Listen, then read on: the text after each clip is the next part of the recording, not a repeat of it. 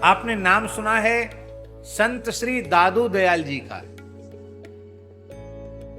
संत श्री दादू दयाल जी बहुत उच्च कोटि के भगवत प्राप्त जीवन मुक्त महात्मा हुए।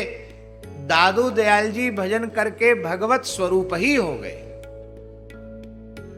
नारायणा, पुलेरा के पास नारायणा गांव है, वहां दादू जी की भजन स्थली है।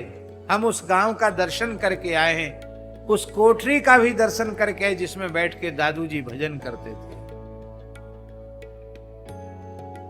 आपको सुनकर आश्चर्य होगा, दादू जी ने अपने जीवन में, ध्यान से सुने, दादू जी ने अपने जीवन में 1 खरब श्री राम नाम का जप किया था। कितना? 1 खरब। कितना होता है 1 खरब? है? अरे भाई बताओ। 100,000 का 1 लाख होता है, और 100 लाख का 1 करोड़ होता है, और 100 करोड़ का 1 अरब होता है, और 100 अरब का 1 खरब होता है। यही हो तो सही बात है कि नहीं? बोलो लोकेश जी, सही है? 100 अरब का 1 खरब होता है। 1 खरब राम नाम का जप किया। पढ़े लिखे लोग सोच रहे होंगे झूठ बोलने का ठेका इन बाबा जी ने ले रखा है क्या? अरे 1 खरब कोई संख्या नहीं होती है क्या? 1 खरब नाम कोई कैसे लेगा? बड़ा कठिन है। पर भैया जो भजन नहीं करते उनके लिए सब कठिन है, और जो भजन में लग गए उनके लिए कठिन नहीं है। नाम जब वैखरी वाणी से मध्यमा वाणी में उतर जाता है, और मध्यमा वाणी से जब नाम पश्यंती वाणी में उतर जाता है, और नाम पश्यंती वाणी से जब परावाणी में उतर जाता है, उसमें रोम रोम से भगवान नाम प्रकट होता है। एक एक क्षण में करोड़ों करोड़ों नाम प्रकट होते हैं। आप क्या गिनती करेंगे भगवान के नाम की? रोम रोम से भगवान नाम प्रकट होता है, हड्डी हड्डी से नाम प्रकट होता है।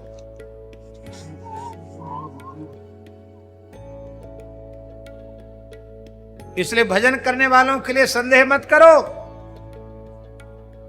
सब कुछ संभव है। देखो, एक गृहस्थ व्यक्ति की बात हम आपको बता रहे हैं। अपने जीवन के उत्तरार्ध में एक प्रकार से बुढ़ापे में भजन करना आरंभ किया। सन 2001 से भजन करना शुरू किया। सन 2001। इस समय कितना चल रहा है? कितना चल रहा है? 24 चल रहा है। इन 24 वर्षों में उस व्यक्ति ने, गृहस्थ व्यक्ति ने, श्री राम तारक मंत्र आज का कम से कम 70 करोड़ जप कर लिया है। कितना? हमने कहा 1 पूरा करो, 1 अरब पूरा करो। अब विरक्त साधु, उनसे कहो 6,000 जपो, कहते 6,000 होता ही नहीं, क्या करें साहब? 60 माला नहीं होता तो 6 लाख कैसे जपेंगे? 6 करोड़ कैसे जपेंगे? वो गृहस्थ व्यक्ति है, अभी भी है वो व्यक्ति।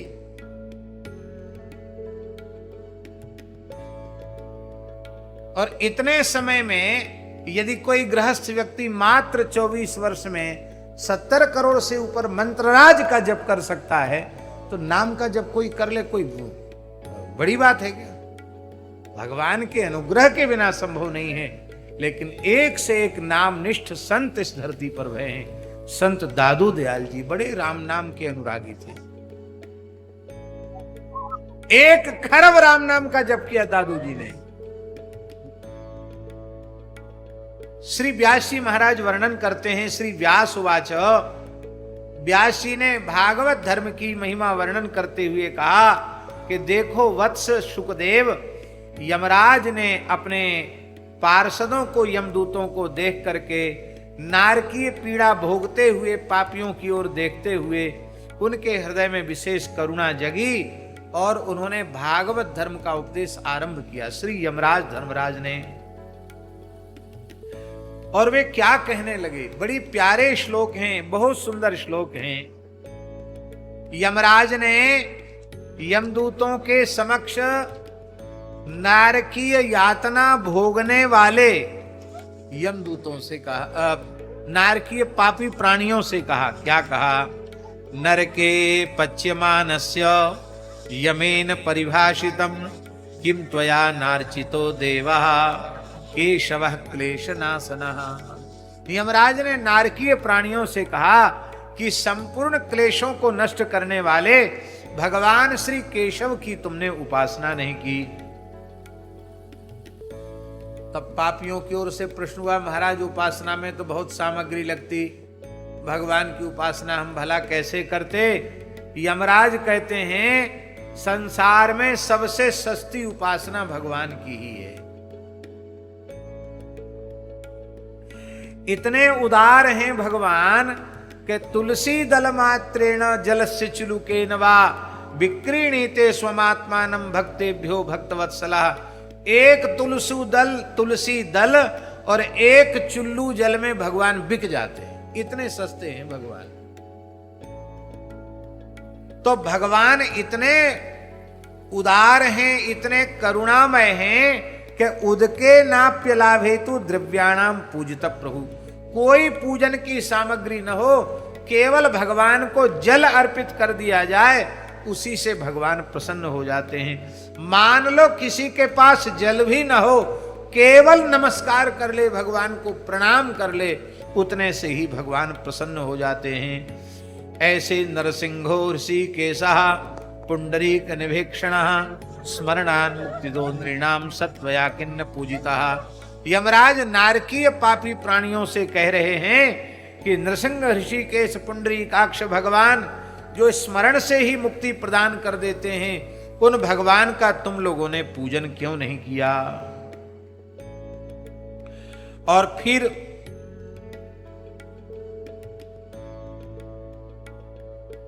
यमराज और अधिक द्रवित हो गए। आखिर 12 महाभागवतों में एक महाभागवत है यमराज। उन्होंने कहा कि देखो, भगवान नारायण ने देवर्षि नारद जी को जो भागवत धर्म के संबंध में बात बताई थी, आज हम तुम लोगों के सामने वो बात कहने जा रहे हैं। तुम लोग ध्यान से सुनो। कितना बढ़िया श्लोक है ये नृसिंह पुराण का, लिख लेने योग्य और कंठस्थ करने योग्य श्लोक है। भगवान नारायण नारद जी से कह रहे हैं, हे कृष्ण, हे कृष्ण, हे कृष्ण। ये कृष्ण नाम का जो उच्चारण नित्य प्रति करता है, कहते जैसे जल को भेद करके कमल ऊपर आ जाता है, ऐसे ही कृष्ण कृष्ण उच्चारण करने वाले का मैं नरक से स्वयं उद्धार कर देता है। इसलिए कृष्ण नाम का उच्चारण करना चाहिए। पुंडरीकाक्ष देवेश नरसिंह त्रिविक्रम त्वामहं शरणं प्राप्तो इति यस्तम समुद्धरे। हे पुंडरीकाक्ष, हे देवेश, हे नरसिंह, हे त्रिविक्रम, हम आपकी शरण में हैं, आप हमारी रक्षा करें। इस प्रकार से जो आर्त भाव से भगवान को पुकारते हैं, भगवान कहते मैं चाहे जितने बड़े अपराधी हों, मैं तत्काल उनको दुख कष्ट से नरक से उबार करके अपना लेता हूं। त्वाम प्रपन्नोस्मि शरणम देव देव जनार्दन इति यः शरणम प्राप्तस्तम क्लेशाद् उद्धराम्यहम्।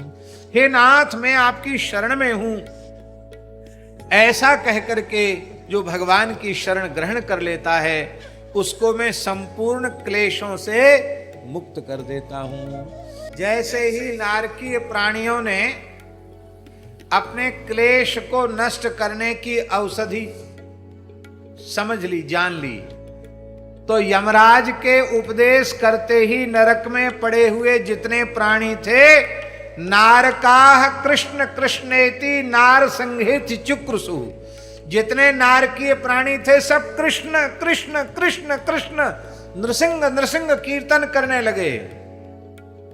और महाराज जी, आश्चर्य की बात है, पूरा नरक खाली हो गया। ये पापी कृष्ण नाम संकीर्तन करके सबके सब मुक्त हो गए। बोलो भक्तवत्सल भगवान की जय। एक बार तो पूरा का पूरा नरक खाली हो गया, एक नमूने के लिए भी एक पापी नहीं रह गया। कम से कम नमूना तो रह जाए कि ऐसे होते हैं नारकीय प्राणी। सब मुक्त हो गए।